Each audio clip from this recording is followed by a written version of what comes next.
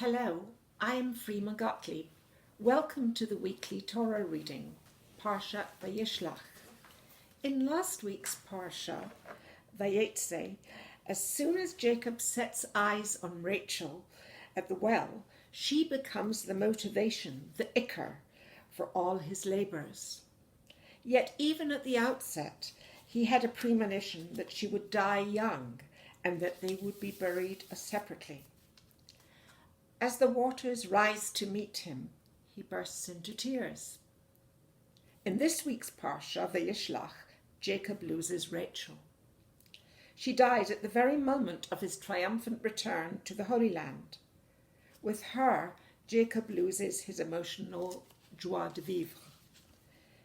Midrash tells us that all the major events in Jacob's life, his departure from the Holy Land, his indenture as a servant to Rachel's wily father Laban, even his marriage with her sister Leah, were undertaken only for her sake. Yet we find that it was her sister whom Jacob was tricked into marrying, who produced not only most of the 12 tribes of Israel, but the most important ones. Through Judah came David and the messianic line.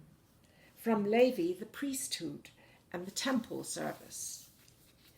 In the cave of Machpelah, where the fathers and mothers of Israel and humanity are buried, it is Leah who lies next to Jacob. What is more, in this week's reading, Jacob is so heavily burdened with domestic responsibilities, he has no energy to carry Rachel's bier deeper into the Holy Land. What happened to all that passion? The Zohar asks why Rachel and not Leah had to die at this time, when, in giving birth to Benjamin, Rachel completed the 12 tribes. The answer provided, Jewish style, is with another question. Why, in the first place, did God draw Rachel and not Leah, the mother of so many important tribes, to the well, where true soulmates are joined? And the Zohar answers, in order that Jacob's eye and heart should become so intoxicated with Rachel's beauty that he established his true residence with her. Are beauty and physical attraction the true arbiters of Jacob's emotional state? To such an extent that Rachel became his very raison d'etre while simultaneously serving as a substitute for someone else, opening up new and undreamed of possibilities for redemption. For a rival, Leah, her maidservant Bilhah, the Shekhinah, the divine presence, someone extremely other to fill in the gaps when Rachel was no longer present.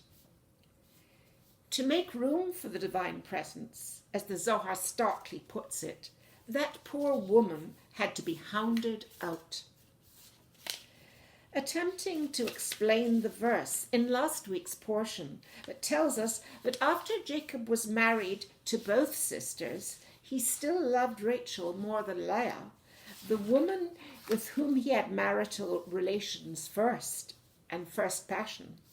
The Berditchever Rebbe says that he loved Rachel as much as he had when he saw her at the well, and he loved her because of her selfless behavior towards her sister.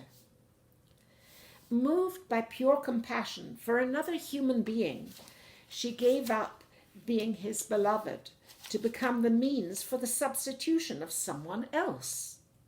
Jacob and the Berditchever and God himself loved her more because of her rachmaniyut, her compassion. Not beauty, but inner beauty, compassion, rachmaniyut, was his secret lure. The prophet Elijah was once asked whether he was descended from Leah or Rachel. Since he was called Eliyahu Hagadi, it was obvious that he came from Leah's biological line, from God. But Elijah responded, "What a question! Isn't it obvious I am a child of Rachel?" What he meant was that his essential contribution to the world was similar to hers. Both are catalysts for redemption, and both are figures of resurrection. Not only does the biblical text describe Elijah rising physically to heaven in a fiery chariot, it also shows him resurrecting a child whose breath, soul, ruach, departs and returns due to Elijah's ministrations. In comparison with these extravagant pictures, the account of Rachel's death in our Parsha is a marvel of rationalist narration. The Hebrew is repetitive in its insistence that she really did die. Her breath, soul, ruach, like her name, Ruach Kel, Rachel, left her, for she died. Her breath returned no more. When, over 1,000 years later, the prophet Jeremiah resurrects her as the best intercessor, Melitz Yosher, for all the children of Israel, not only those biologically hers, his typecasting is peculiarly apt.